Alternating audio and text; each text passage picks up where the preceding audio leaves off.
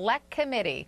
That committee would include both Republicans and Democrats, unless, of course, Democrats decide to boycott what some call a kangaroo court. Former Secretary of State Hillary Clinton didn't go there, but she's not happy. Despite all of the hearings, all of the information that's been provided, some choose not to be satisfied and choose to continue to move forward.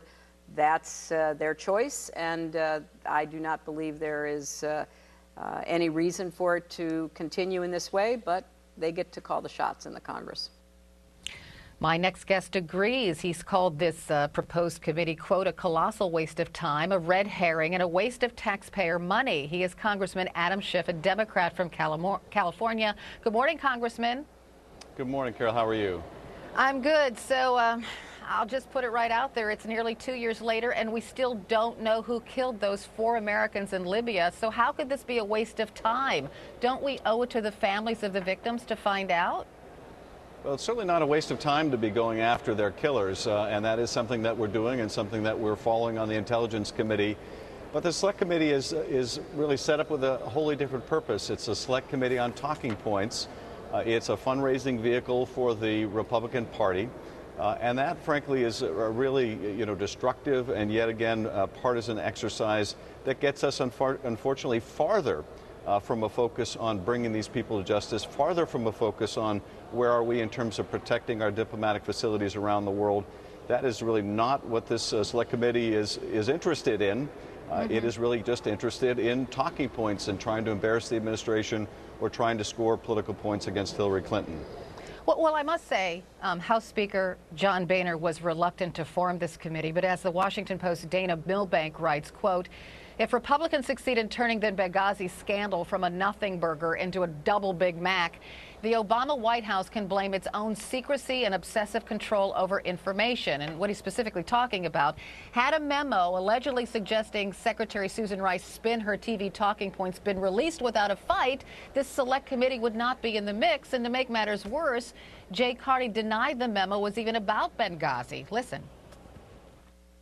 John, again. Why did it take a court case for you to release this? John, I can say it again and again, and I know you can keep asking again and again. This document was not about Benghazi. But it was. And if there's nothing to hide, why the secrecy, right? Why not just get all the information out there and get it out of the way? Well, when you say that the email from Ben Rhodes was about Benghazi, that's true if you consider that only 2 sentences of a 4-page memo were about Benghazi. And those 2 sentences in the Rhodes memo about Benghazi made no mention of a video. So it really is, I think, conflating all the rest of what was discussed in that, which really was focused on Well, then why didn't they turn it over? If it was only 2 lines, what difference did it make? Why didn't they just turn it over? Well, I don't know the explanation for that. The White House, I think, has said that it wasn't, the person who wrote the memo wasn't the subject of the subpoena. But I'm not part of the production team. I can't answer that. But I can tell you this. To use this email as the justification for why all of a sudden the speakers had a change of heart, really, I think, is just a pretext. Because the email sheds absolutely no new light. Those 2 sentences in the email about Benghazi tracked the CIA talking points completely. So they were not at all inconsistent with anything that has been released in the 25,000 other pages. That's why this is a red herring. And of course, the formation of this committee has a lot more to do with Republican fundraising and Republican base motivation than it does any Rhodes email. I think it really has to be called for what it is. You are right about Republican fundraising. They are trying to fundraise off this Benghazi controversy. You've also said it doesn't make sense for members of your party to participate in this panel. So if it's approved, will you boycott? Well, look, I'm going to accept whatever the leadership decides on this, and I know it's a tough question. There are obviously strengths from not participating, in my view. The advantage is not giving credibility to this partisan exercise.